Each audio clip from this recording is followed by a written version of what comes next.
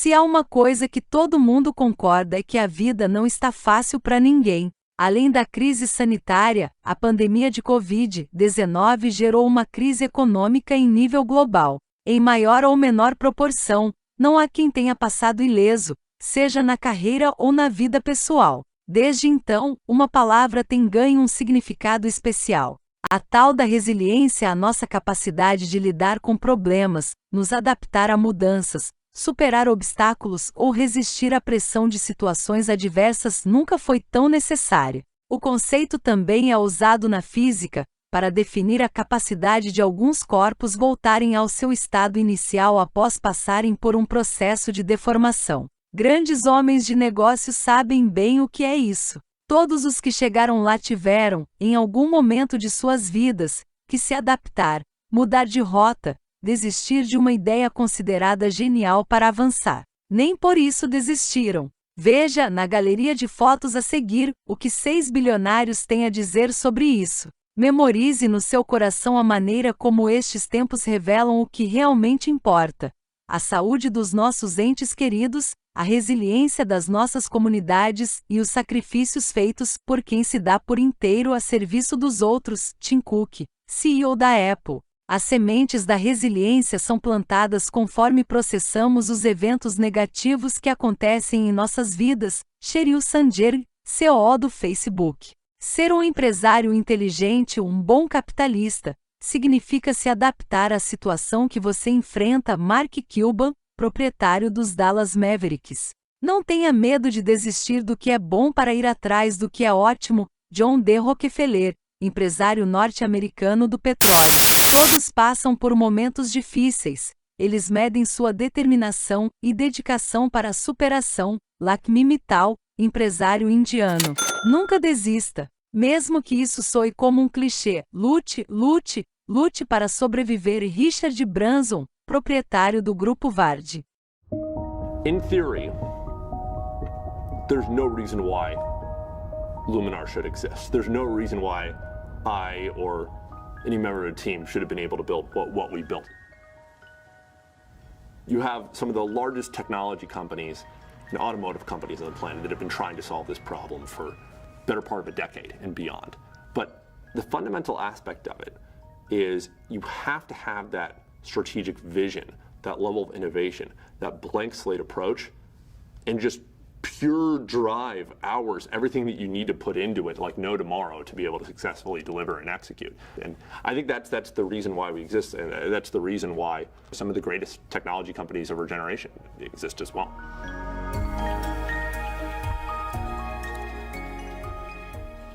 Founded the company about 8, almost 9 years ago with the vision to be able to build a new type of LiDAR sensing system from the ground up to be able to help enable the autonomous vehicle industry. And really had to build something entirely from scratch to meet the very stringent performance requirements, safety requirements, and scalability requirements that were needed to be able to see this industry become a reality.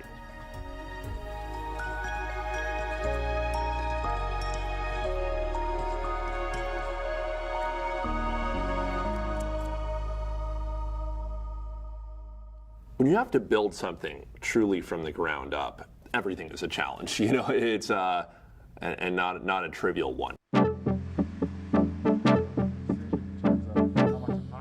You have to be able to ensure that you're successfully balancing all the different aspects of the business beyond the core technology developments. And to be able to successfully execute on that is something where you're still having to build the plane as it's taking off, you know, and because you have to really have that vision around where you can be. And of course, you know that if you don't get the technology to work, if you can't solve that risk and that problem, then you're done. It doesn't work. But at the end of the day, it's some motivational driver as well to make sure that you put in everything you got into making sure that it all happens and executes successfully. Building a hardware product that's extremely complex, and in the auto industry specifically, those are 3 very challenging things that you all have to combine. And at the time, I was like, 16, 17 years old, where I say, hey, imagine this pitch. I have this vision of creating a new type of laser system that will allow cars to be able to drive themselves, and we're going to beat out, like the Googles of this world and all the major automakers at their, development efforts they're going to put into this. Can you invest $1 million? And it's, to be totally frank, the overall venture capital community, even within Silicon Valley, was not exactly super receptive to that kind of thing. It's easy to invest in, easy to understand software technologies. It's very challenging to really wrap your head around the implications of something as complex as this. Of course, equivalently, the rewards are exponentially greater if you successfully deliver on it. So what you're seeing is basically the raw 3D data in the environment that's being imaged by our LiDAR sensor. So you can see everything going on here in real time. The different colors represent different distances that you can see out in this 120-degree field of view from the LiDAR sensor. This is the eyes of the autonomous car. This is how it can understand what's going on and navigate safely through the environment. And realistically, manual driving being completely obsolete, that's a 2040 problem.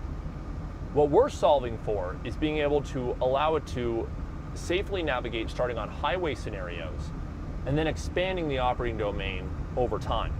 In addition to being able to enable much safer driving capabilities and active safety systems on the vehicles that are here today.